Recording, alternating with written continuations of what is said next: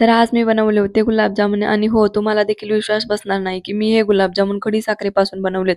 तर ना याच्यात मी कुठेही साखर वापरलेली नाही आणि साखर खाणं आपल्या शरीरासाठी देखील चांगलं नाहीये. त्यामुळेच ना मग मस्त अशा पद्धतीने मी आज गुलाबजामुन बनवलेत.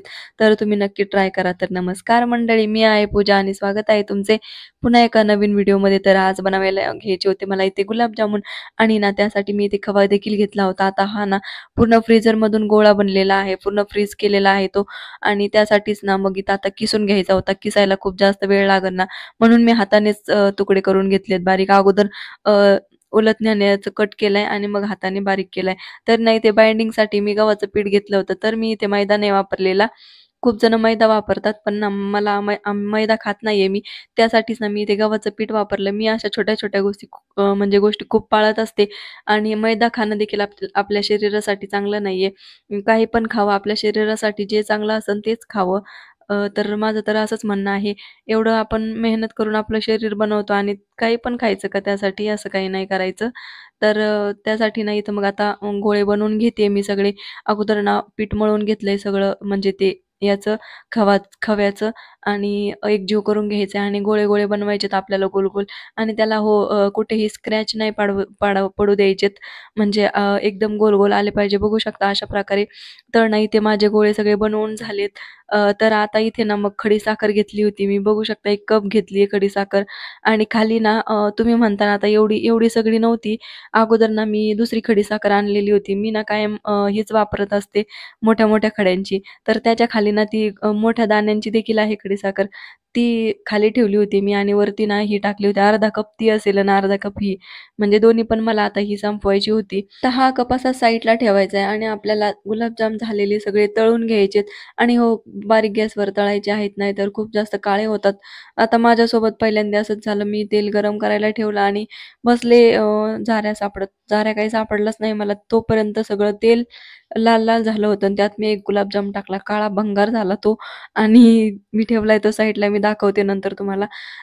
आणि नंतर मग हळू मी ना पूर्ण गॅस बंद केला आणि मग ना तेल एकदम थंड होऊ दिलं आणि त्यानंतर मग सगळे गुलाबजाम मी सोडून घेतलेत आणि एकत्र तळून घेतलेत मी. एवढा वेळ लय वेळ लागतो मग नाही का थोडं-थोडं तळायला. त्यामुळं एकटीच तळून घेतले मी. माझं असं आहे कोणतं पण काम पटपट झालं पाहिजे. पटकन करायचं आणि पटकन मोकळं व्हायचं असं. तर आधी आता बघा आता सगळं टाकलंय मी यामध्ये आणि हो बघा किती छान फुगलेत. तर बारीक गॅसवर तळायचे आहेत आणि त्यानंतर बारीक गॅसवर तळले ना मग आतमध्ये म्हणजे आतमध्ये पर्यंत तळतात ते आणि आत म्हणजे कच्चे राहत नाही. मग आपण पाकामध्ये टाकले ना पूर्णपणे ते शोषून घेतात पाकाला आणि हे ना लहान मुलांना सुद्धा देऊ शकता तुम्ही. कारण की लहान मुलांना साखर देत नाही आपण शक्यतो आणि हे गुलाबजाम ना साखरेमध्ये बनवलेलेच नाहीयेत. तर तुमच्या बाळासाठी तुम्ही नक्की हे ट्राय करा. आता गोड खाण्याची इच्छा तर सगळ्यांचीच होते. माझी तर खूपच जास्त होते. त्यात साखर खायची नाही म्हटल्यावर मला तर होतच नाही. त्यामुळे मी ना असं काहीतरी डोकं लढवत असते. चहा जरी करायचा असला ना मला, तरी पण ना मी खडी साखरेचा चहा करते. तुम्हाला विश्वास बसणार नाही, पण खरंच आहे हे. मी खडी साखरेचा चहा पिते. कधी जर मला पिऊ वाटला तर. नाहीतर मी चहा पितच नाही. त्यानंतर मग इथं ना पाक बनवून घेतला होता मी. तर 1 ग्लास पाणी टाकलं होतं. त्याच कढईमध्ये तेल वतून घेतलं आणि त्याच्यातच मी 1 ग्लास पाणी टाकलं होतं. मी ते ना पाक खाली थंड होऊ दिला थोडासा. गरम-गरम नाही टाकायचा आहे. नाहीतर आपले गुलाबजामुन ना खूप जास्त पगळल्यासारखे होतात.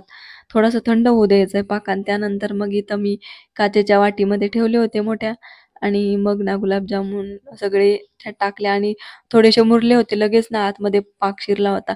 आता हे तयार झालं होतं. आता मला इथे ना देवाला नैवेद्य दाखवायचा होता. तर इथे मी छोट्या-छोट्या वाट्यांमध्ये 2 गुलाबजाम काढलेत आणि आता देवाला नैवेद्य दाखवून येते. तोपर्यंत ना तुम्ही घ्या खाऊन आणि हो, तुम्हाला जर रेसिपी आवडली असेल ना, तर नक्की ट्राय करा आणि हे गुलाबजामुन खूप जास्त हेल्दी देखील आहेत ना.